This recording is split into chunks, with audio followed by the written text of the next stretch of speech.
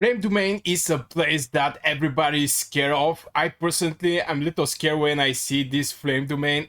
Even my main hero, since most of the times I use him as a flame, I mean fire. I try to avoid this domain and going over the Frost Domain, getting some Frost shards, level up my hero, I mean promote my hero, and then go for the Flame Domain. But this is back in the days. Right now I'm going to show you my strategy for the Flame Domain. Of course, most of you are already very familiar with the Flame Domain and they know what kind of spells that this guy there have. Of course, there's creatures, I mean 2 levels where there you have to fight with multiple targets. But yeah, let's go and directly go on the Flame Domain and I'm going to present you my personal strategy. Fast travel, I really love this feature with the fast travel. It just sends you at the place you're looking for. My god, I get reconnected. From time to time I get some issues, but I guess this is with for my internet connection. But anyway, this is the Flame Domain. Right now I'm on the stage number 3, but the strategy here apply for every stage. Also, you just need some specific heroes that I'm going to talk about. First, for the people who don't know the information about this hero here, is doing absolutely massive damage. Control effects, maybe this is burn deals AoE damage to the enemy with blah blah blah. You get the idea. I'm going to show you how to actually go over this. So the main heroes, okay, one by one. Let Burgas one by one. First of all, I don't know if you can see it. Maybe I have to move my head a little.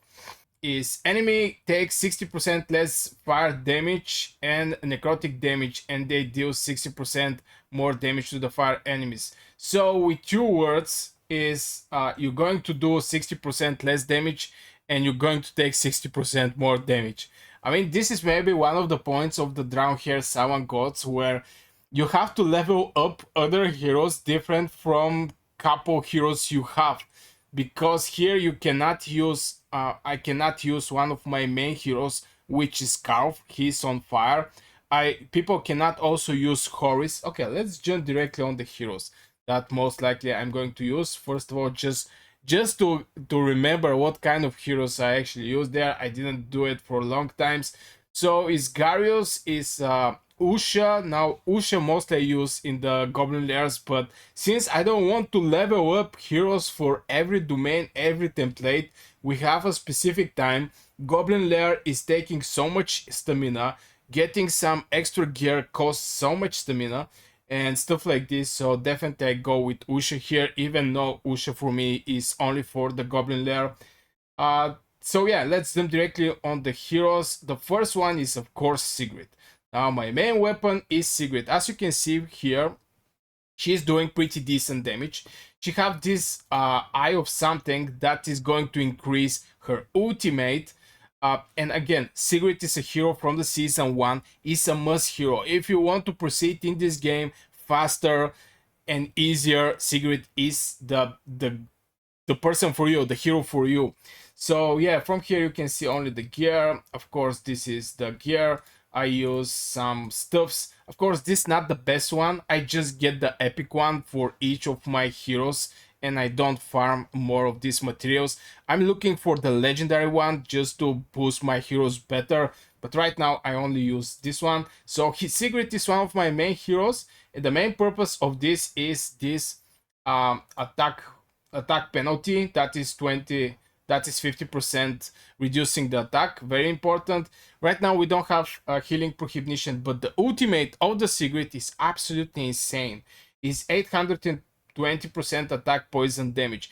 She is doing very huge damage in combination with this ultimate, in combination with the critical rate and also some attack boost. This hero is a must for any place in this game, period, except the except for the templates domain, where the Sigrid is going to do 60% less damage and is going to take 60% more damage. This is a no good place, but rest of the things is absolutely fine. So this is the Sigrid and one of the heroes I'm going to use here. The other hero I'm going to use is of course Voresh. He's a ice, and also at the beginning on this stage when we're fighting multiple targets, and in the latest stage, I mean with the boss, I'm going to use him. This is the gear, this is the attack speed. I didn't think that much about putting artifacts, but I think this one is fit very well for the Vorish.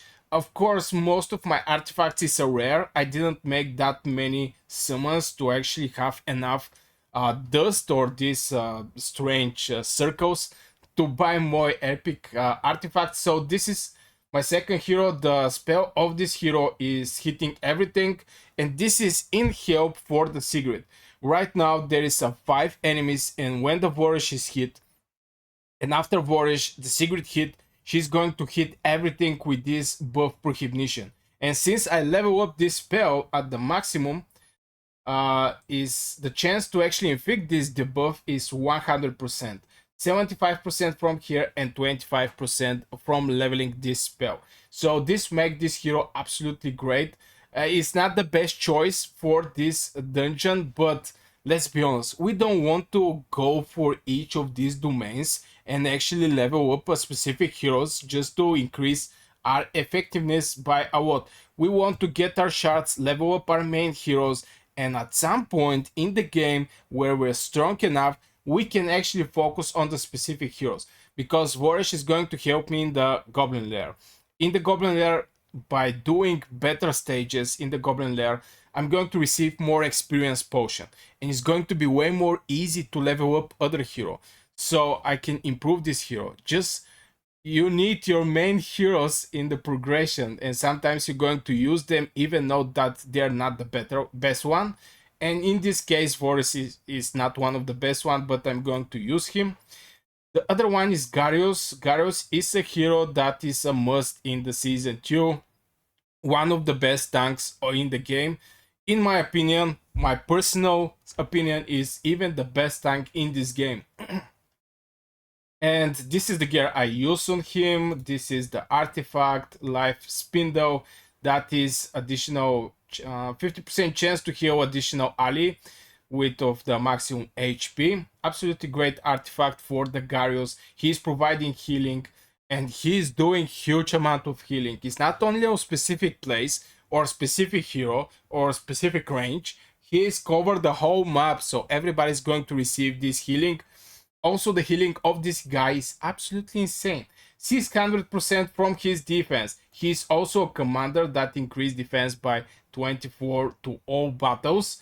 This also is in the arena, and also providing with this healing is absolutely great. I mean, sometimes you may not even need a healer when you have a Garius. In my case, I don't even use a healer. No, I use a healer because there is a debuffs, and with these debuffs you're going to get crushed here.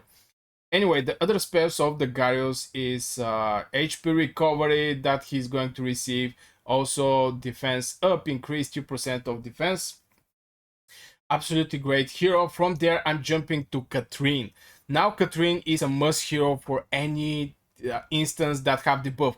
This means Grave of Wrath also here in the Flame domain. And her spell is debuff immunity. I mean, you get this hero for something specific. Every hero have a specific role in your composition in the dungeons. So the specific role of the Katrine is healing to support Garius, since Garius is doing more healing from her. I mean, let's be honest. But also give you this debuff immunity. And if you have less stack from this fire stuff, you're going to get less damage, because this boss here can instantly kill you 4 of your heroes. Instantly. Just casting his wasp spell, everything is dead. So you definitely need this debuff immunity also for the Grave of Wrath, where the boss is applying you these poisons and speed charging spells and stuff like this. So yeah, debuff immunity is absolutely a must hero for this hero, for this dungeon. And of course, my final one is Usha. Again, Usha is one of heroes I use in the Goblin Lair, and I level up her, so I'm going to use her also. I mean, it's not one of the main weapons here. The main weapon here is going to be Sigrid, period.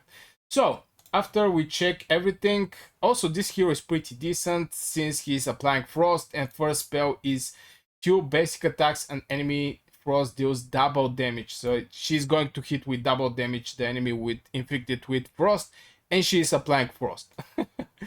So let's go and actually show you what they mean, and we're going to start. Now, if it's hard, this instance for you, you can just put aside the Catherine like you see. Right now, I put her behind just to not use her spells, and I'm going to show you what I mean by that. If you don't need the healer, because Garius is going to guide you through these enemies here, and he's going to provide you with HP, I mean healing for everybody, so you can actually save your Katrine at the start for the battle with the boss. So we finish here, we start the fight, and right now you have to use your Catherine just for this debuff immunity. Everybody's going to get debuff immunity, and even the boss is going to try to put some these fire debuffs on you. Like you see, you're immune to these things. So the moment he is going to curse you with this thing here, you're going to receive less damage. As you can see, if I don't have this debuff immunity, even though my heroes are level 90 and the boss is level 70, you're going to get killed. You're going to die here, period. So this is one of the easiest way you can do it, is just having something to cover this debuff immunity, or some kind of remove this debuff. You can use also Fitz, is absolutely great hero, but again, everything here is more ultimate related, so you have to be very careful when you use your ultimate for handling the debuffs in the boss. So I'm going to show you, of course, the Wasp hero that can actually support you. I still didn't level up him since I'm not close to this thing, Grave of Wrath, but Fitz is the hero for you if you don't have Katrine. Fitz can transfer all allies debuffs to the hero. Each successful transfers get additional healing, and this is 10% of maximum HP. I mean, and transfer. So you're going to get some healing even for this guy, and he's going to receive everything on your heroes. So this is my personal strategy for the flame domain. I use hero for the debuffs, I use hero to do some damage, and the rest of the heroes is just the heroes I use a best tank in the game. You can still replace this guy with something else. I mean, Garius, here the tanking is not so important, so you can replace Garius with any other hero, but at the end of the day, you just need something to care about these debuffs here. The main point of the Lady of the Flames, Akara, is she's bringing a lot of debuffs in the Dragonheir Silent Gods, especially for this domain. So yeah, if you get good hero to take out these debuffs, you're good to go, easy peasy. And this is the main point of the flame domain. And yeah, this is my personal strategy. I really hope you guys enjoyed this video. Let me know in the comments your heroes you're using for the flame domain, and the strategy you have, and how you handle this debuff. Of course, I hope you enjoyed this video. Hit one subscribe if you're new to this channel, and welcome, and see you in the next video.